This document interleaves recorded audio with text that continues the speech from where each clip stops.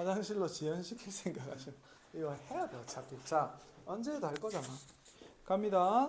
24쪽에 자, 이것도 철학 지문인데 자, 한번 해보겠습니다. 우리는 친구와 같은 사진을 보고도 서로 다른 인식하는 경우 많죠. 배고플 때 달리 배부를 때 빵가게 인식하지 못할 때도 있습니다. 이처럼 동일한 대상에 대해서도 사람이나 상황에 따른 인식은 다를 수 있는데 후설, 사람 이름입니다. 후설 형님은 우리가 대상의 의미를 파악하는 과정을 통해서 이런 현상을 설명하고 있다. 뭔 말이냐면 우리의 의식은 대상과 독립적으로 존재하는 게 아니다. 자, 의식이 있고 자, 후설형님입니다. 대상이 있습니다. 그런데 이 의식은 대상과 독립적인 게 아니라 관련돼 있다라는 겁니다. 우리가 대상을 파악할 때 의식이 영향을 미친다라는 거죠. 그렇죠? 그래서 요거는 이렇게 정리할까? 독립 아닙니다. 독립적으로 돼 있다면 빵가게를 다 인식하거나 다 인식하지 못해야 되는데 사람에 따라서 인식하는 사람, 인식하지 못하는 사람, 심지어는 한 사람의 상태에 따라서 인식 여부가 달라지기도 합니다. 자, 그 다음 후설은 독립적으로 존재하는 것이 아니라 구체적으로 지향한다 했습니다. 자, 지향이라는 말을 썼습니다. 지향. 그 다음 이를 통해 대상과의 관계에서 어떤 의미를 형성하는 성질을 가지고 있다. 자, 이 지향을 통해서 대상과의 관계에서 우리가 뭐를 가지고 온다? 의미를 형성합니다.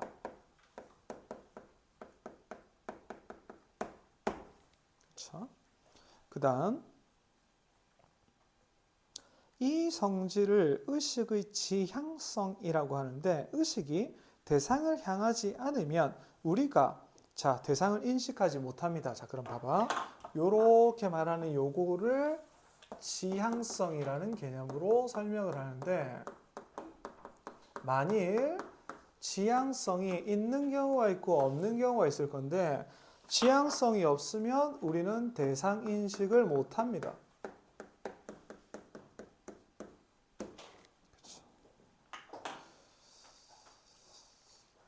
예를 들어서 쌤이 옛날에 그 남자고등학교에서 근무할 때 서울에 수학여행을 갔는데 연극을 본 적이 있단 말이야. 근데 연극에 출연하는 그 남자 배우랑 여자 배우가 있는데 남자 배우가 대사를 하고 있는데도 관객 전체가 여자 배우를 보고 있더라고.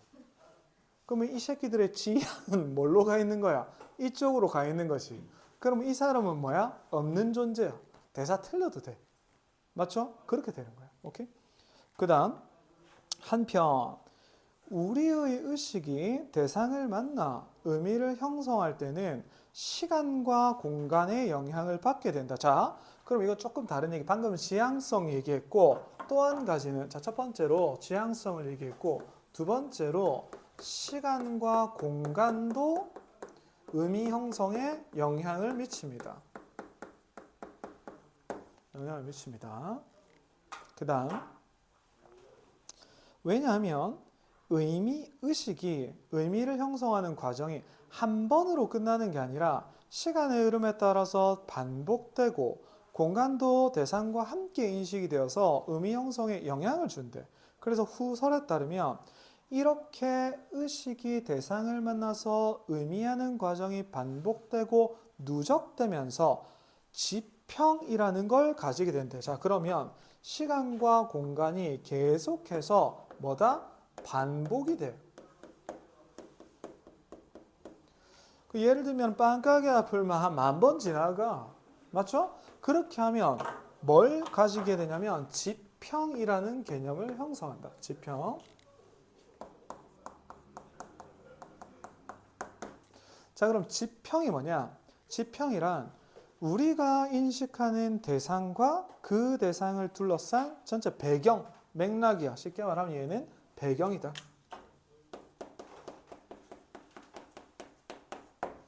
배경입니다. 자, 그 다음 갑니다. 우리가 친구의 뒷모습을 보고 단번에 알아볼 수 있는 것은 이전부터 알았던 친구에 대한 다양한 정보를 고려했기 때문이다. 사람은 개인마다 경험이 다르기 때문에 대상에서 형성하는 의미도 달라져서 그 결과 서로 다른 지평을 갖게 되고 지평이 넓어질수록 인식 범위 확장. 그러면 여기서 정보는 지평이 만약에 넓어진다 그러면 인식 범위가 넓어진다. 그렇지.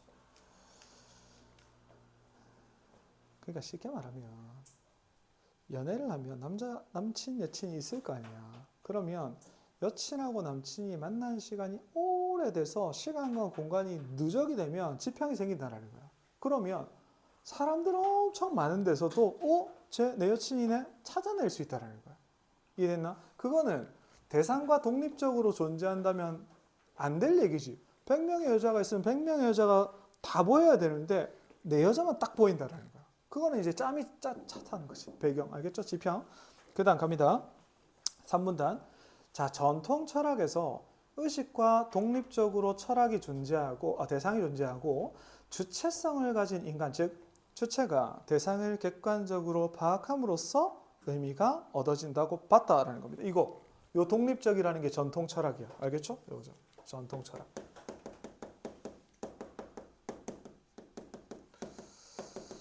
자, 전통 철학이고 그 다음에 하지만 후설은 주체가 지평에 따라서 대상에서 형성하는 의미가 달라지므로 대상을 객관적으로 파악하는 건 불가능하다. 자, 이런 전체 맥락을 봤을 때 후설형님은 자, 뭐다?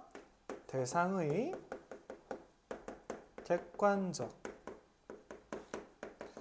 인식은 이거는 불가능해. 객관적으로 볼 수가 없어, 우리 인간. 응? 그 지향성이라는 게 있고 지평이 있는데 볼 수가 없어. 이처럼 후설은 의미가 대상으로부터 객관적으로 얻어지는 것이 아니라 의식과 지평을 지닌 주체에서 비롯된다. 그럼 의미가 대상에게 있는 게 아니라 누구한테 있다? 주체에게 있다. 그럼 이거 달리 말하면 후설의 철학은 주체 중심 철학이라고 볼 수 있고 전통 철학은 객체 중심이라고 볼 수 있지. 얘는 객체니까. 자, 그렇게 보면 되겠습니다.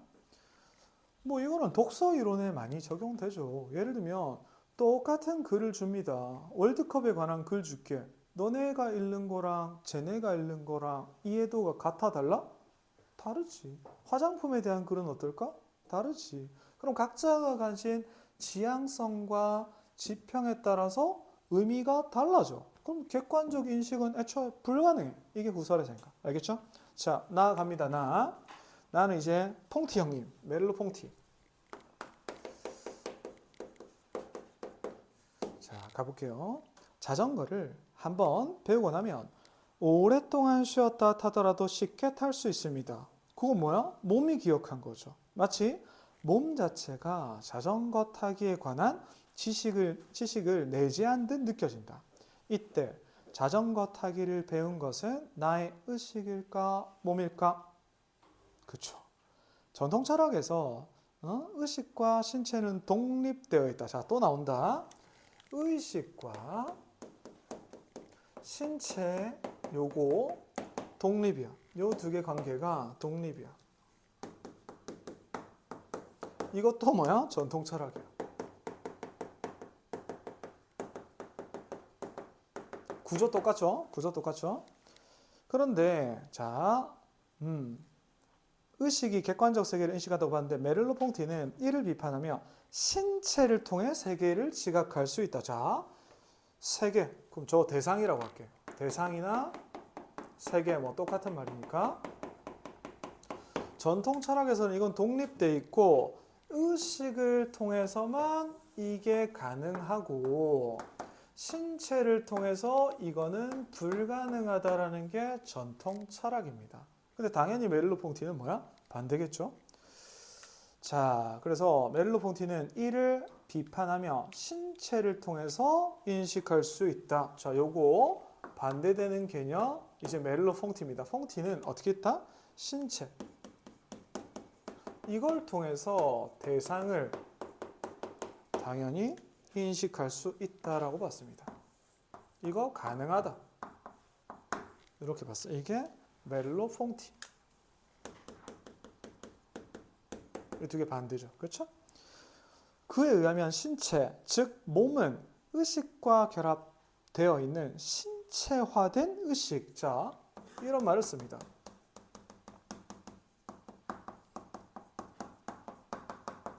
이런 말을 씁니다. 그 다음 멜로퐁티는 몸이 세상과 반응하는 것을 지각이라고 했는데 지각, 안다 이거겠죠?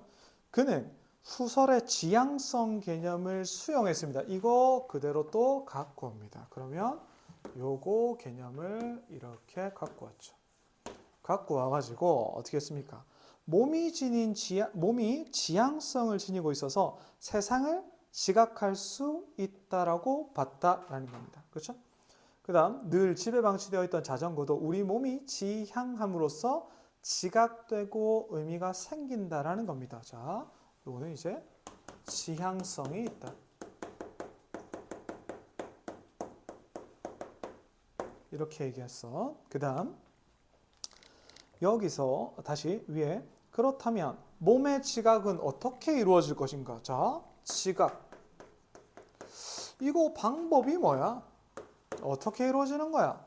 여기서 현실적 몸의 그는 현실적 몸의층과 습관적 몸의층이 있다. 자, 몸을 어떻게 나누냐면 자, 몸을 현실 그다음에 습관 이렇게 나눕니다. 그래서 이 현실적 몸의층이란 몸이 새로운 세상을 지각합니다.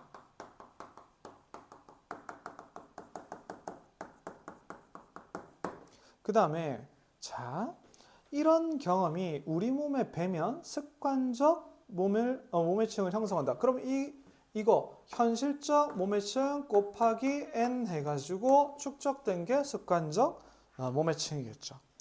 이렇게 형성된 습관적 몸의층은 몸에 내재되어 있어서 세상과 반응할 때 다시 영향을 미치며 우리가 다양한 상황에 적응할 수 있게 된다. 그럼 핵심은 이거네.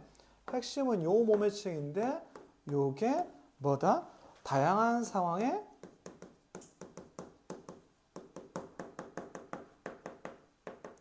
적응할 수 있게 해준다. 이렇게 정리할 수 있죠. 그렇죠? 이렇게 형성된 습관적 몸의층은 몸에 내재되어 세상과 반응할 때 다시 영향을 미치며 다양한 상황에 적응할 수 있게 하고 이러한 몸의 대처 능력을 몸틀이라고 한다. 이렇게 적응할 수 있는 이 시스템을 몸틀이라는 개념을 가지고 왔습니다. 몸틀. 그리고 몸틀은 지각 경험들이 시간에 따라 누적됨으로써 형성, 계속 쌓인다 이거죠. 예를 들어서 자전거 타기. 처음에 자전거 반응, 현실적 몸의층 형성, 자전거를 타는 연습 반복되면 운동 습관 익히면서 몸틀을 재편합니다.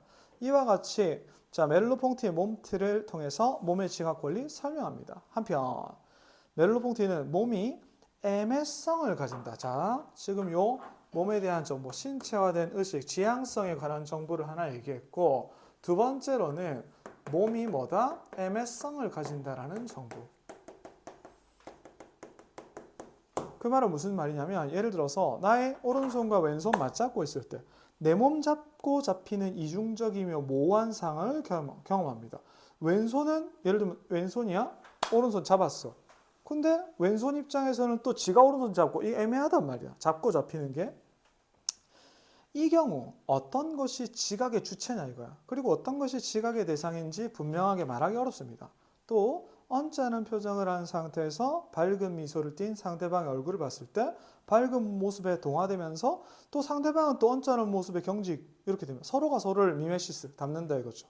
이처럼 구체적 삶에서 우리가 경험하는 몸의 지각은 대부분 자 이게 애매하다는 게 무슨 말이냐면 주체와 객체가 얽혀 있어.